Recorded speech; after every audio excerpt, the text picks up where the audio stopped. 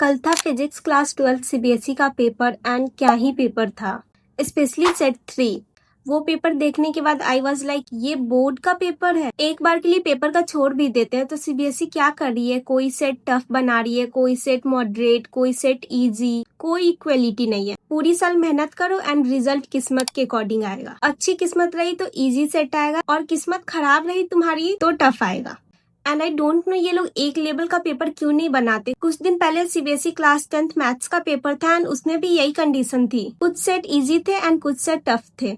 If CBSE को tough paper बनाना है तो बनाए, बट उस लेवल का सैंपल पेपर रिलीज करे, एनसीईआरटी अपग्रेड करे। एंड वो क्या करते हैं, इजी टू मॉडरेट लेवल का सैंपल पेपर रिलीज करते हैं and actual paper moderate to tough level का लेते हैं। कुछ को ये पेपर इजी लगा होगा, कुछ को टफ या फिर मीडियम। मैं अपना बताती हूँ, मुझे ये पेपर उतना ज्यादा टफ नहीं लगा, हाँ, बट मॉडरेट भी नहीं था और इजी तो बिल्कुल नहीं था। ये मॉडरेट टू टफ वाले लेवल में था। मेनली ये टफर साइड ही होगा। मैं स्पेशली सेट 3 की बात कर रही हूँ, बाकी सेट उसके कंपैरिजन में इजी है। ऐसे ही पेपर को देख के कुछ बोलना 100% एक्यूरेट नहीं होता है, आई नो, बिकॉज जब एग्जाम सेंटर पे पेपर अटेम्प्ट करते हैं तो माइंडसेट टोटली डिफरेंट होता है और पैनिक सिचुएशन भी रहती है वहाँ पे। उस टाइम तो कभी कभी आता हुआ क्वेश्चन भी नहीं बनता और ऐसे में सेट 3 जैसा पेपर आ जाए तो सब कुछ गड़बड़ हो जाता है। कितनों का सेट 3 था कमेंट करके बताना, एंड जिनका भी सेट 3 नहीं था तुम लोगों ने कुछ अच्छे कर्म जरूर किए होंगे।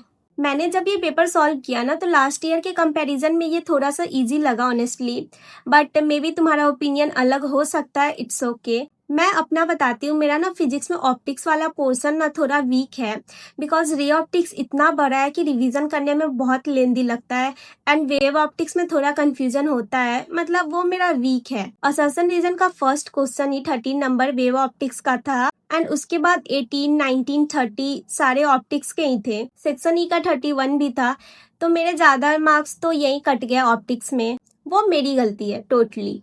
एंड बाकी चैप्टर्स मेरे अच्छे हैं तो उसके कुछ क्वेश्चंस मुझे टफ लगे। सो ओवरऑल मेरे लिए तो थोड़ा मॉडरेट टू टफ ही था। आई होप नेक्स्ट पेपर में सीबीएसई ऐसा कुछ सेट का नहीं करे। एंड इस पेपर के अकॉर्डिंग तो सीबीएसई को जिनके भी सेट 3 थे उन्हें ग्रेस मार्क्स देना चाहिए, बट आई नो वो लोग ऐसा कुछ नहीं करेंगे। तो चेकिंग थोड़ी सी इजी होनी चाहिए कि उनके कुछ मार्क्स तो बने। एंड इनमें उनकी कोई गलती नहीं है, because they are preparing for boards and आपको बोर्ड्स के लेवल का पेपर बनाना चाहिए। बोर्ड्स का लेवल जेईई और नीट के लेवल पे नहीं ले जाना चाहिए, और अगर आप ले भी जा रहे हो तो सबके लिए ले जाओ। ऐसा नहीं है कि एक सेट में दे दिया हार्ड और एक सेट में इजी। ये तो टोटली अनफेयर है। पता नहीं क्या है, बोर्ड्स का पेपर बोर्ड्स के लेवल का नहीं बनाते, नीट का पेपर नीट के लेवल का नहीं बनाते। मैं 2025 वाले नीट का बात कर रही हूँ जो मैंने भी दिया था। पता नहीं क्या ही बनाते हैं ये लोग, बट इनको क्या, एट द एंड स्टूडेंट ही सफर करता है। और ये पेपर का लेवल सेट ये सब हमारे हाथों में नहीं है तो हम कुछ नहीं कर सकते, बट जो हमारे हाथों में है वो हम कर सकते हैं। सो जो हमारे हाथ में है वो करते हैं, अच्छे से मेहनत करते हैं, नेक्स्ट पेपर की तैयारी स्टार्ट करो।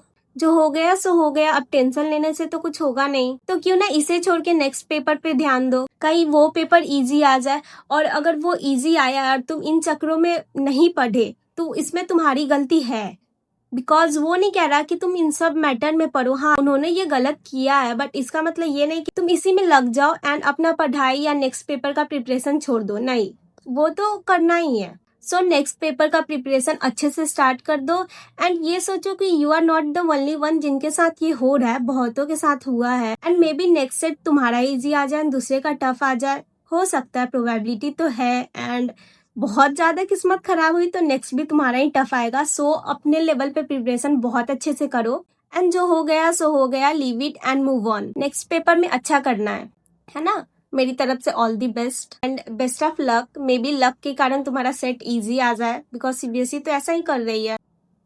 तो अच्छे से पेपर करना। ये है पेपर जिसने कल अटेम्प्ट किया होगा, आई होप उनका अच्छा गया होगा। एंड जिन्होंने नहीं देखा है, और if you are preparing for NEET और जेईई, एक बार पेपर अटेम्प्ट करके देखना। हाँ, ज्यादा सब्जेक्टिव वाले पार्ट को स्किप कर सकते हो, बट न्यूमेरिकल वाले पोर्शन पे फोकस करना एंड पूरा सॉल्व कर लोगे तो अच्छा है। So this is my opinion. कुछ का मैच करेगा एंड कुछ का मैच नहीं करेगा।